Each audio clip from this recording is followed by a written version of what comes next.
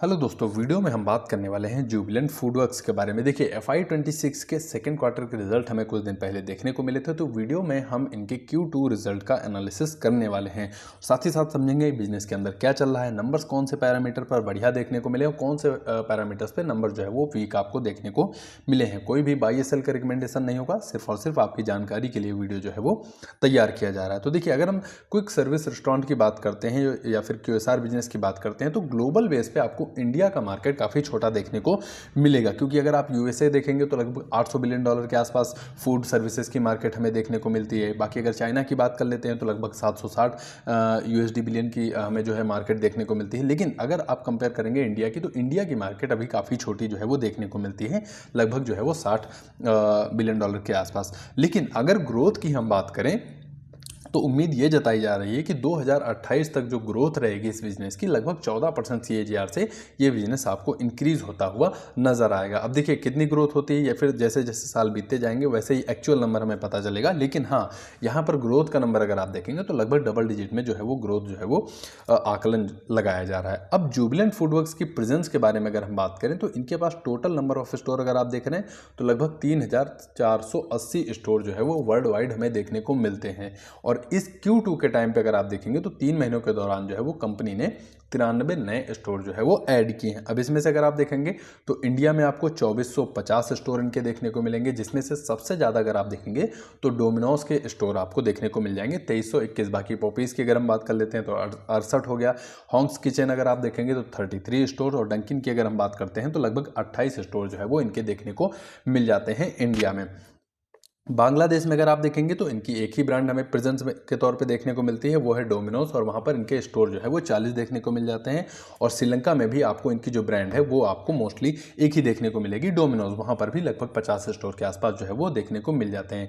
तो ज़्यादातर अगर आप स्टोर देखेंगे तो इनके डोमिनोज सेगमेंट में, यानी इनकी जो ब्रांड है डोमिनोज, उसी में सबसे ज़्यादा इनके जो है स्टोर देखने को मिलेंगे। बाकी अगर अदर आप इनकी जो ब्रांड है उसके नंबर्स अगर आप देखेंगे तो वहाँ पर अभी आपको काफ़ी छोटे जो है वो स्टोर का नंबर देखने को मिलेगा। अब आप देख रहे हैं कि टोटल अगर डोमिनोज का देखेंगे तो लगभग 3180 स्टोर्स के आसपास हमें जो है वो डोमिनोज के देखने को मिलते हैं। बाकी पॉपीज़ अगर आप देखेंगे तो 68 है, जो कि इंडिया में ही देखने को मिल जा रहा है, यानी कि वर्ल्ड वाइड अगर आप देखेंगे तो कोई भी स्टोर नहीं देखने को मिल रहा है। डंकिन की अगर हम बात कर लेते हैं तो 28 हमें देखने को मिल रहे हैं, जो कि इंडिया में यही देखने को मिल रहे हैं, यानी कि वर्ल्ड वाइड कोई भी अभी स्टोर इन्होंने ऐड नहीं किया है। बाकी हॉन्ग्स किचन की अगर हम बात कर लेते हैं तो 33 रहे हैं, जो कि अगर आप देखेंगे तो इंडिया में है। तो जो भी शुरुआत हो रही है वो इंडिया में हमें देखने को मिल रही है। बाकी अगर कॉफ़ी की बात कर लेते हैं तो यहाँ पर 172 स्टोर जो है वो वर्ल्ड वाइड है, लेकिन इंडिया में अगर आप देखेंगे तो कॉफ़ी के स्टोर हमें देखने को नहीं मिल रहे हैं। तो इस तरह से अगर आप देखेंगे तो स्टोर की जो प्रेजेंस है काफ़ी अच्छे नंबर्स हमें देखने को मिल रहे हैं। बाकी डोमिनोज आप जान ही रहे हैं कि अच्छी खासी जो डिमांड है जो है वो देखने को मिलती है। बाकी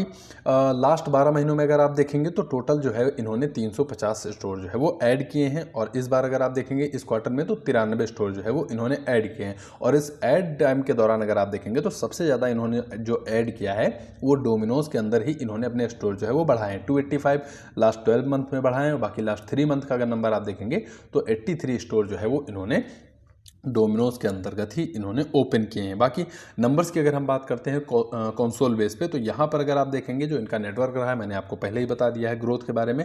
और रेवेन्यू की अगर हम बात कर लेते हैं तो जो Y on Y number increase हुआ है लगभग 19.7% के आसपास इंक्रीज होता हुआ नजर आया है। बाकी क्यू ऑन क्यू जो रेवेन्यू ग्रोथ रही है वो 3.5% देखने को मिली है, और रेवेन्यू का नंबर अगर आप देखेंगे तो 2340 करोड़ का रेवेन्यू हमें देखने को मिला है। बाकी एबिटा की अगर हम बात कर लेते हैं तो साल दर साल 19.5% इंक्रीज हुआ है, और क्यू ऑन क्यू 8.5% के आसपास एबिटा इनका इंक्रीज हुआ है। बाकी एबिट मार्जिन में थोड़ा सा दबाव देखने को मिला है ऑन ईयरली बेसिस, लेकिन क्यू ऑन क्यू यहाँ पर भी नंबर आपको सुधरता हुआ ही देखने को मिला है। बाकी एबिटा मार्जिन अगर आप देखेंगे तो लगभग 20.3% के आसपास एबिटा मार्जिन हमें देखने को मिला है। प्रॉफिट की बात करें तो लगभग 109 करोड़ का प्रॉफिट है, जो कि साल दर साल 53.7% इंक्रीज हुआ है, और क्यू ऑन क्यू अगर आप देख रहे हैं तो 13.1% के आसपास इनका प्रॉफिट जो है वो इंक्रीज हुआ है। मार्जिन में भी साल दर साल और क्यू ऑन क्यू बेस पे आपको जो है वो सुधार होता हुआ नजर आएगा। तो नंबर्स अगर आप देखेंगे तो क्यू ऑन क्यू के हिसाब से आपको बेहतर नंबर देखने को मिल रहे हैं, साथ ही साथ ईयरली बेसिस पे भी आपको नंबर्स में ग्रोथ काफ़ी अच्छी देखने को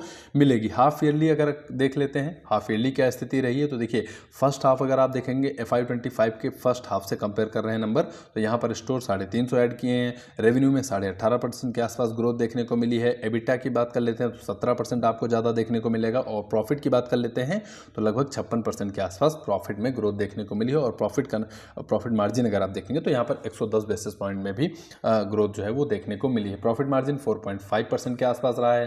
प्रॉफिट अगर आप देखेंगे 207 करोड़ का देखने को मिला है। बाकी रेवेन्यू अगर आप देखेंगे तो 4601 करोड़ का रेवेन्यू हमें देखने को मिला है। तो एक छोटा सा वीडियो था जुबिलेंट फूडवर्क्स के Q2 रिजल्ट के बारे में। उम्मीद करता हूँ वीडियो आपके लिए वैल्यूएबल रहा होगा। वीडियो से अगर आपको 0.1 या 0.2% जानकारी मिली हो तो लाइक करिए, वीडियो को शेयर करिए, कमेंट बॉक्स में कोई आपका सुझाव उसको जरूर मेंशन करिए। बाकी आपके कीमती समय के लिए आपका बहुत बहुत धन्यवाद।